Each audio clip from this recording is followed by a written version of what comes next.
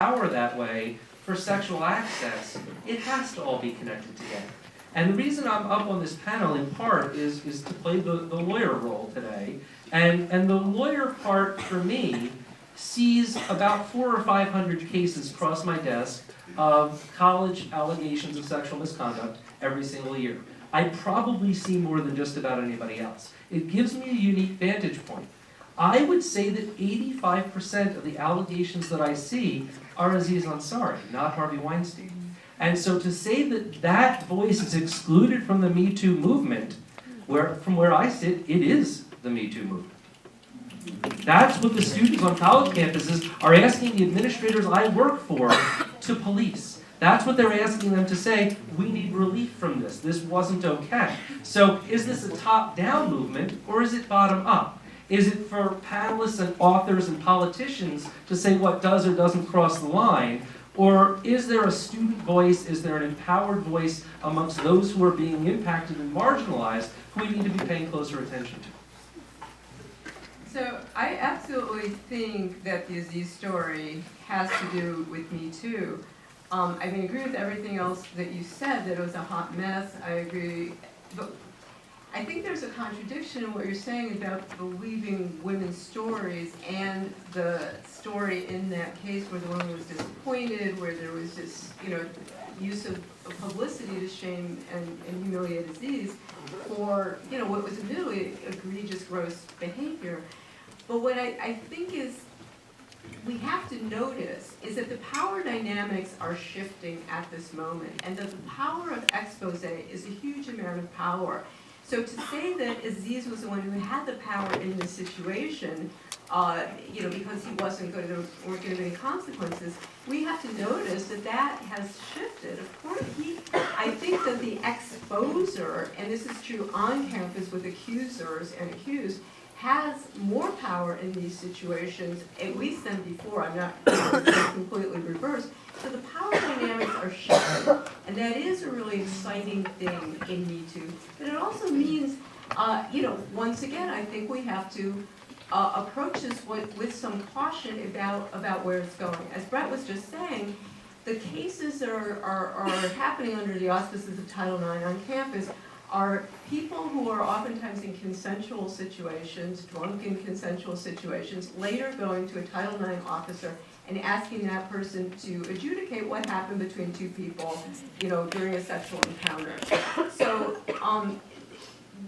it's who we're turning the power over to regarding our sex lives is something that there needs to be more discussion about, rather than just joining a kind of mass movement that feels good because it feels like we're bringing people down, but we have to look at the consequences of where this is going. And on campus, I happen to think it's gone in a very treacherous direction, partly because, as I said, I myself was caught up in it. And I think that where we are in the post-Aziz moment, where expose is such a powerful tactic, to the point that you can ruin people's careers on the basis of a badly written story by a kind of dumb Northwestern graduate. That's a lot of power, and I think that the campus situation where accusers are pretty often automatically believed over the accused, it's kind of a similar parallel type of situation. So.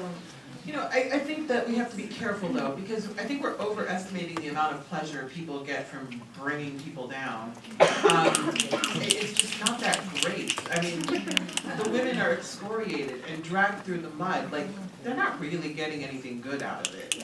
And the thing is, Aziz's career is just fine. He wasn't taken down. His career wasn't ruined. He was humiliated. And he's going to survive. He's absolutely going to be okay. He is a wealthy, powerful man in Hollywood, and he is going to bounce back. And so, that's why I don't think he's the right example for all of this, because you can't conflate him with people on campus, for example, that are being falsely accused who will not bounce back. He's actually going to bounce back and be fine, for better or worse. And hopefully it will encourage us to have better conversations about what consent looks like and what enthusiastic consent looks like. And about deterring people from not taking no for an answer and taking no as maybe, which it is not. And so, you know, we have to just, I think, be careful. And I just think the people that enjoy expose are the media companies that are getting eyeballs off of this. I don't think it's necessarily the people behind these stories who have to deal with a whole lot of public blowback that is very difficult to deal with. I can't imagine in this day and age what it would be like to come forward with an active case of sexual violence. I think it's a horrific climate to do it in, no matter what's going on with Me Too. It's just not a party. Isn't most of what Twitter is about pleasure and bringing people down? I mean, that's what my Twitter feed looks like. You don't even check it. I mean, follow better people. We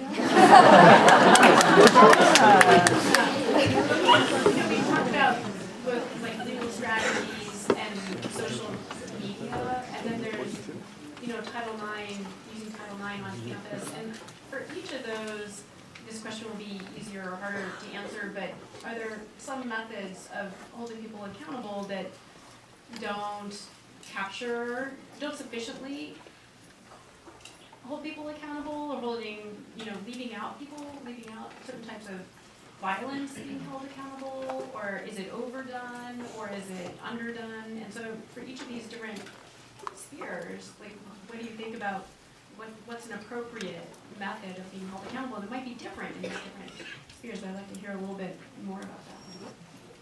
I think it just depends. I think media accountability is one part of it, and unfortunately, that's often what it takes for other kinds of accountability. It wasn't until these news stories started happening that there were material consequences for men in power abusing their power. And so I think it's interconnected, that you need some sort of visibility to the issue in order to bring about accountability, because for so long, women have come forward and said, this thing happened, and people have said, walk it off, or look the other way, or get over it, or we don't believe you. And so now that the media has finally gotten on board with listening to women and believing their stories, we're starting to see that accountability trickle, I don't know if it's down, but at least laterally, we're seeing some sort of repercussion. But we do need to go beyond that. I mean, there have to be permanent consequences. I think that it has to be, I think that even, whether the comebacks happen or not, that we're talking about comebacks within 6 months shows that we need more repercussions than the ones that are currently out there. And especially the visible men that have been affected, they're still rich and powerful. They're just not in the public eye. And so we have to think about what can we do legally, and just for people to have their, you know, to serve their sentences. And then of course, once you serve your sentence, life goes on, and hopefully you're rehabilitated and you move on. But I think we need more than what we have. Well, and it would be great to see the conviction rates increase. And one of the questions that we think about often, especially in the law, is how do we change that? And in some sense, prosecutors are cowards, right? They won't take a case if they don't think a jury is going to buy it, because they want to be reelected, they want to run for governor, they don't want a black mark on their record. And so one of the solutions that a lot of people talk about is jury training. How do we make sure the jury pool is more willing to find a guilty verdict when the facts support it? My response to that is, we're doing it right here tonight. You're the juries of tomorrow. Right? And this is the kind of training that is going to give prosecutors the courage, right, when they can see folks like you on jury.